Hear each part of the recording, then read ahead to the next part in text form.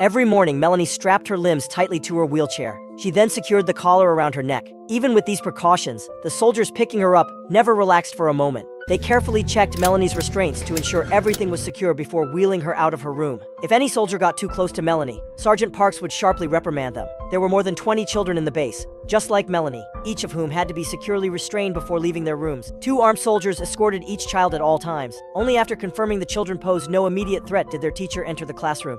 The reason for such extreme precautions was simple. These kids were second-generation zombies, carrying the zombie virus within them. Outside the base, zombies had already taken over the world. Survivors had established various safe bases for humanity. During the fight against zombies, scientists discovered these special children, who had been infected while still in their mother's wombs. They looked exactly like normal kids, but once they caught the scent of a human, they immediately became dangerously aggressive. Yet these children represented humanity's greatest hope. Scientists believed they could develop a vaccine from studying these half-human, half-zombie children. After years of observation, researchers found something surprising. Children raised with human education could think and behave normally. Some, like Melanie, even proved exceptionally intelligent. Melanie's favorite teacher was Helen. Helen was the only person who didn't treat the children as freaks. Likewise, Melanie was Helen's favorite student. A simple essay by Melanie would move Helen to tears.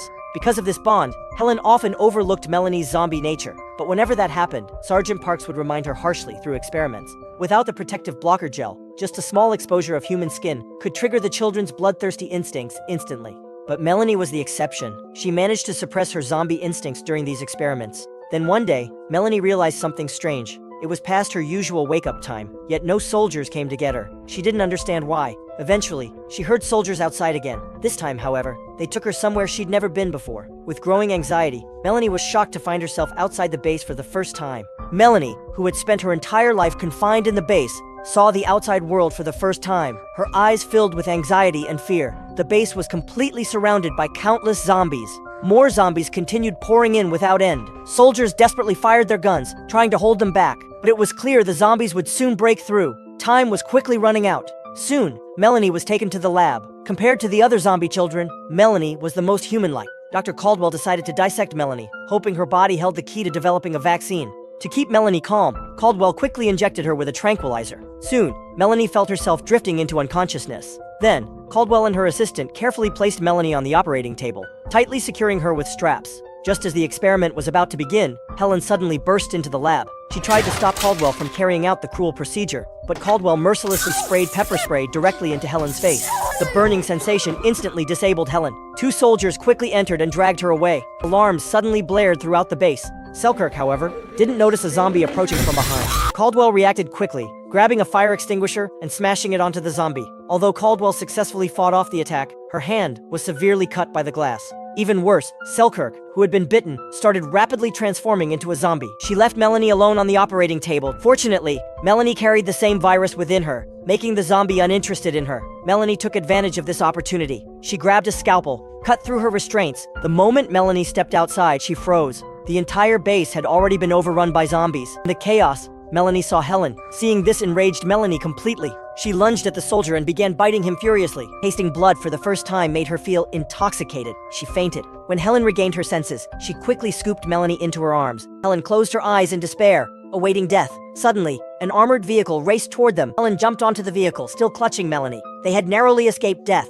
Inside the vehicle was Dr. Caldwell. A soldier named Gallagher quickly noticed Melanie as well. Parks immediately wanted to eliminate this potential threat. Helen swiftly shielded Melanie with her own body. Caldwell also stepped forward to intervene. Melanie was now her only remaining experimental subject. With no other choice, Parks reluctantly backed down. But as a precaution, they strapped Melanie to the roof of the vehicle and put a bite-proof mask on her face. They headed for a lighthouse located 100 miles from the base. Another team of theirs was stationed there. However, when they reached a forest, the vehicle ran out of fuel. Forced by circumstance, they continued on foot toward the lighthouse. By evening, they reached the outskirts of a city. Parks raised his binoculars to look ahead. The city was swarming with zombies, but luckily, they were all dormant. At that moment, a zombie mother was pushing a stroller through the crowd of the undead. Out of curiosity, Dr. Caldwell stretched out her foot to stop the stroller. She saw a baby squirming non-stop. Carefully, she lifted the blanket, but she was startled to find a rat feasting on rotten flesh inside. The noise immediately caught the attention of the mother zombie. Luckily, Parks reacted fast and shot the zombie. Even though his gun had a silencer, the sound still alerted more zombies. The group had no choice but to fight their way out while retreating quickly. Soon they found shelter inside an old, crumbling building. To make sure it was safe, Parks and Helen decided to split up. They searched the building for zombies and also looked for supplies and food. Meanwhile, Caldwell and Melanie stayed where they were. Melanie couldn't hold back her curiosity and asked Caldwell about her past. Caldwell didn't hide anything and told her everything.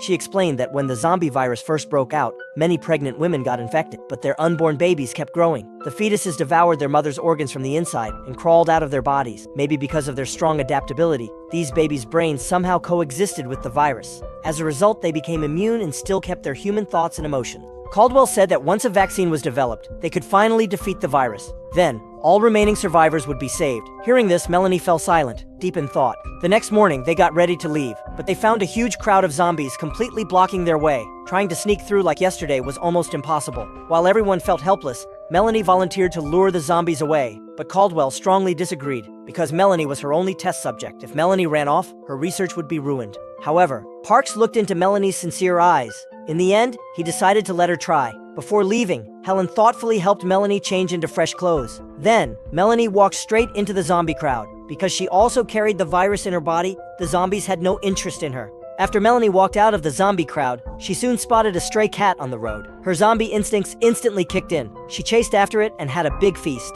After that, she continued wandering outside. It was her first time exploring the outside world, and everything fascinated her. Before long, she followed another scent and found a teddy dog. But this time, she was full and still kept her mind clear. So she quickly grabbed the teddy and carried it away.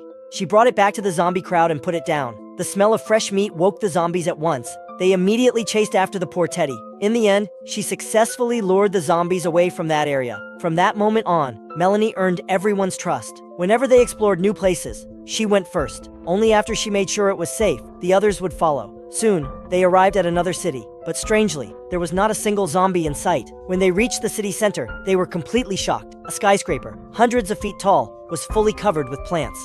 Beneath it lay piles of thousands of zombie corpses. The plants had actually grown out of the zombies' bodies.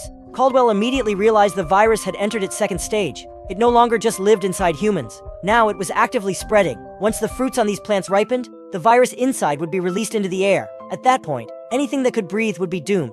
Caldwell picked one of the fruits to take back for research. On the way, Melanie curiously asked why the fruit would cause the end of the world once it ripened. Caldwell patiently explained it to her. She also showed Melanie how tough the fruit's shell was. Unless there was a fire or some extreme condition, it was very hard to break them open. As they kept walking, they discovered a vehicle that looked like an RV. Caldwell was overjoyed, because she knew it was actually a mobile laboratory. They went inside and found the equipment still in perfect condition. Although the vehicle couldn't start, at least it could serve as a temporary base for them. Thanks to the solar power system, they didn't need to worry about electricity for now. The only problem was the lack of food. Parks immediately tried to contact the lighthouse for rescue, but there was no response from the other end.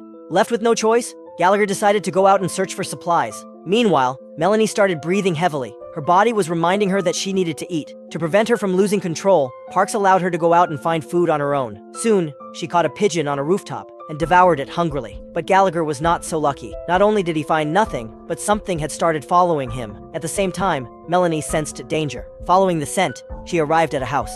Inside, she discovered a group of zombie children like herself. Suddenly, one of the zombie kids ran in hurriedly and whispered something to their leader. Right after that, all the zombie children rushed out together. Melanie guessed that they were heading out to hunt. She quickly returned to the lab and told Parks what she had seen. Gallagher was still outside looking for food. At that moment, Gallagher found a can of food on the street. Then he saw a second can, and a third one. Following the trail of cans, Gallagher reached the entrance of a supermarket. Because the gap between the doors was too narrow, he had to leave his gear, including his radio, outside.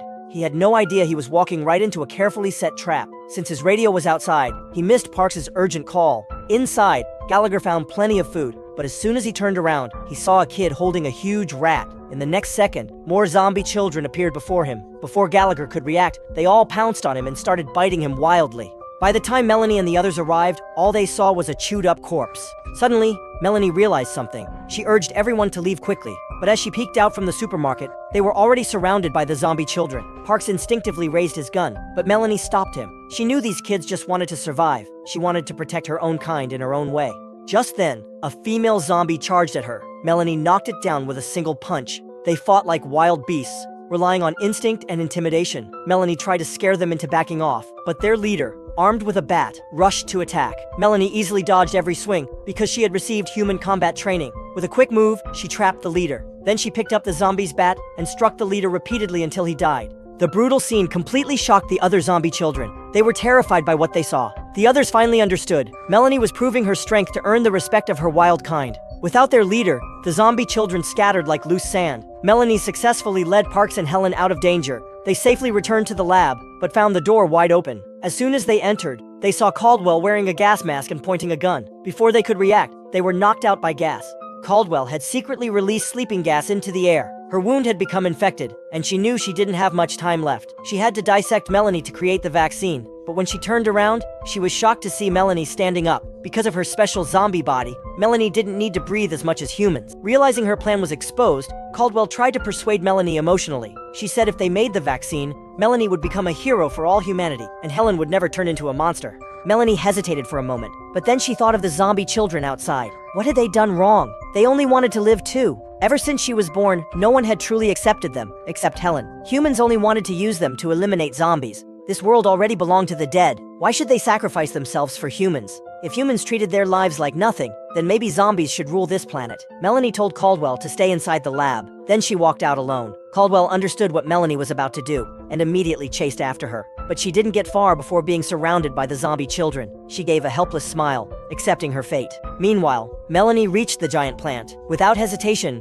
she lit it with a match. The fire quickly spread upward. The zombie fruits exploded one after another. Countless zombie viruses were released into the air ahead of time. Soon the virus would cover the entire Earth. After finishing everything, Melanie headed back to the lab. On the way, she ran into Parks, who had come to find her. It was clear he had already inhaled the virus. Melanie kept apologizing to him, but it was too late. Parks knew he would soon turn. He pulled out his gun and begged Melanie to end his life.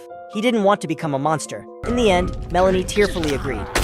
In the final scene, Helen woke up in the lab. She became the last human on Earth. She resumed her role as a teacher and began educating the zombie children, passing on human history as much as she could. And so, a brand new civilization was about to be born.